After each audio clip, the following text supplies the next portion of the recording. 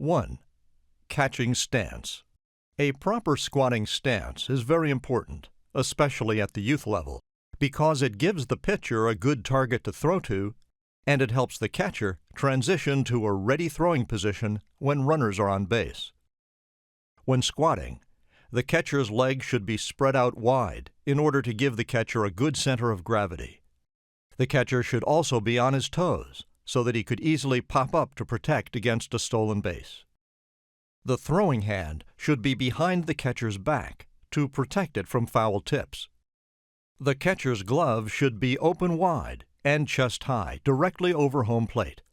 As catchers get older and become more comfortable behind home plate, then the setup and glove location become more strategic, depending upon the batter, pitch count, and score.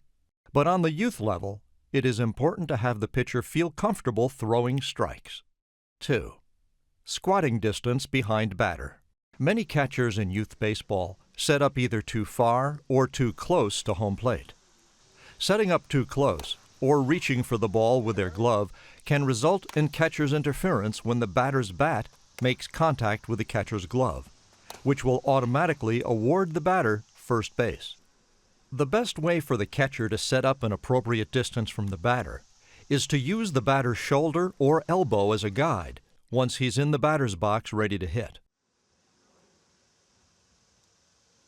The catcher can reach out with his glove and touch the batter's shoulder or elbow, and then set up behind the plate 1 arm's length away from the batter. Catchers can perform this drill during practice where they can condition themselves to finding a comfortable and safe position away from batters for the games. Setting up too far can also make it difficult for the umpire to judge balls and strikes because both the catcher and the umpire will not be right over home plate to see if the pitch crosses the strike zone. 3. Around the horn. This simple yet effective warm-up drill will get the catcher used to throwing to different bases while on the move and under pressure. To start the drill, a pitcher throws the ball to the catcher. The coach will then yell out a number as the catcher receives the ball. The catcher will have to throw to the base that the coach yelled out. For example, if the coach yells 1, then the catcher must throw the ball to first base. After the catcher throws to the base, the infielder will return the ball back to the catcher. The coach should mix up the numbers that he calls out. Repetitive drills and muscle memory will condition the young athlete so that when he throws to the designated base, it will be second nature to him. Coaches should make sure to never overuse the catcher in these drills and to give his arm a rest. 4. Shadow drill. This is another great warm-up drill that catchers of all ages will benefit from. In this drill, 2 catchers face each other in the ready squatting position. One catcher is the leader.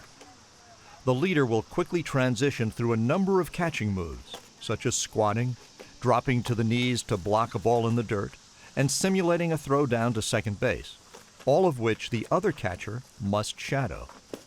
This drill is a dual-purpose drill. Not only does it help perfect many of the aforementioned techniques, it's also a great conditioning drill. As a catcher gets older, conditioning will become one of the main criteria for mastering this tough position. Warm weather and a long season can take its toll on catchers, especially with all of that protective equipment on. This is why the catcher must be in excellent shape. Catchers should pace themselves in this drill. Perform the shadow drill for 30 seconds, depending on the age and condition of the participants, and rest for 30 seconds before repeating the drill.